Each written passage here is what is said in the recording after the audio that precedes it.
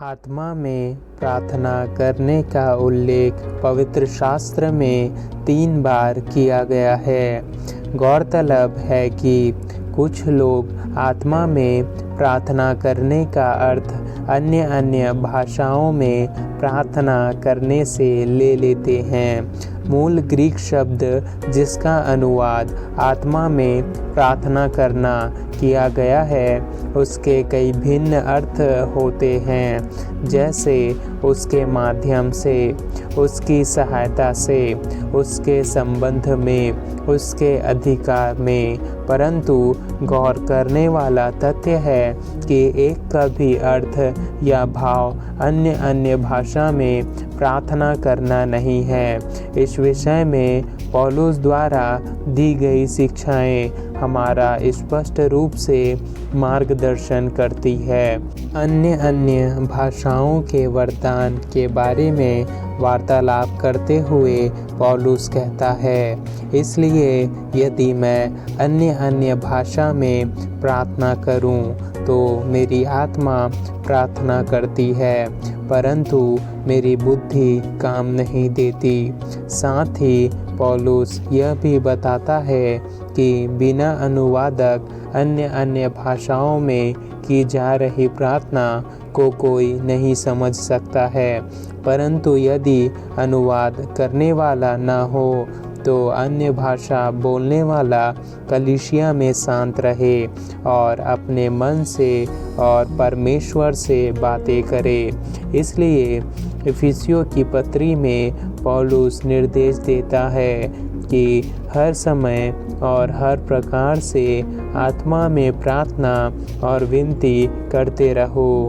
अब प्रश्न यह उठता है कि कैसे कोई हर समय और हर प्रकार से आत्मा में प्रार्थना कर सकता है, जब तक कि वह अन्य भाषा में जो बोल रहा है उसे ना समझ सके।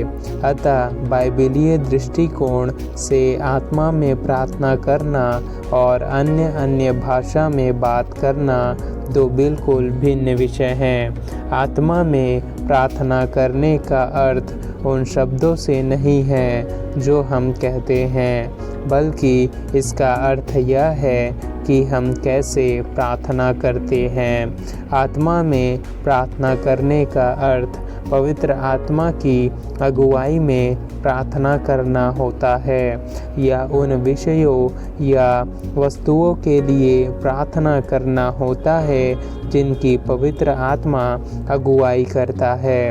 रोमियों की पत्री में पौलुस कहता है कि क्योंकि हम नहीं जानते कि प्रार्थना किस रीति से करना चाहिए, परंतु आत्मा आप ही ऐसी आहें भर भर कर जो बयां से बाहर है हमारे लिए विनती करता है।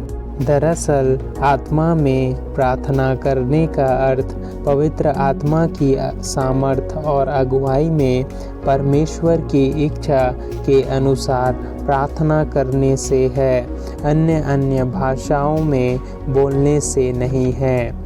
गौरतलब है कि आत्मा में प्रार्थना करने का व्यवहारिक अर्थ अपने मन में प्रार्थना करने से है। इसी प्रकार कि मन में प्रार्थना करने का एक उदाहरण पौलुस द्वारा भी दिया गया है, और अपने मन में अनुग्रह के साथ परमेश्वर के लिए भजन और स्तुति गान और आत्मिक गीत गाओ। इस प्रकार की प्रार्थना मार्ग में चलते हुए, काम करते हुए, वाहन चलाते हुए तथा किसी भी समय कहीं भी अपने मन में की जा सकती है। यह स्पष्ट है कि मन में की जा रही प्रार्थनाएं भी पवित्र आत्मा के सामर्थ और अगुवाई एवं परमेश्वर की इच्छा के अनुसार की जा सकती है।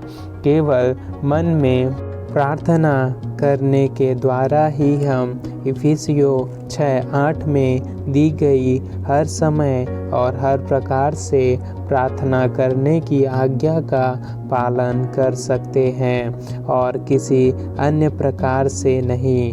हमें पौलुस के जीवन में भी आत्मा में प्रार्थना करने का एक उदाहरण देखने को मिलता है। थिस्सलुनीकियों की कलीसिया को पहली पत्री लिखते हुए पौलुस स्पष्ट बताता है कि हमने इसलिए रात दिन काम धंधा करते हुए तुम में परमेश्वर का सुसमाचार प्रचार किया कि तुम में से किसी पर भार ना हो।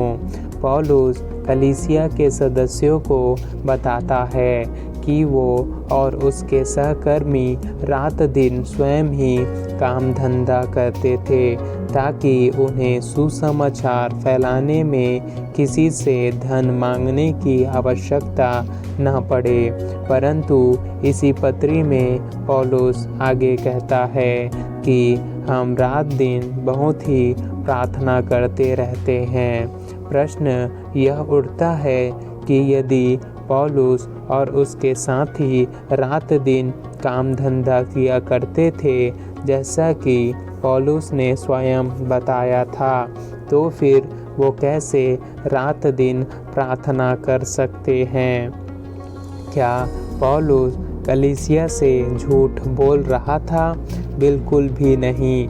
दरअसल पौलुस और उसके साथ सहकर्मी आत्मा में प्रार्थना करने के रूप में रात दिन काम धंधा करते हुए अपने मन में काम करते करते रात दिन प्रार्थना भी किया करते थे। पौलुस ने आत्मा में प्रार्थना को मन में प्रार्थना करने के लिए एक रूप अलंकार के रूप में प्रयोग किया है। अतः स्पष्ट है कि आत्मा में प्रार्थना करने का व्यावहारिक अर्थ अपने मन में प्रार्थना करना होता है, अन्य भाषाओं में प्रार्थना करने से नहीं।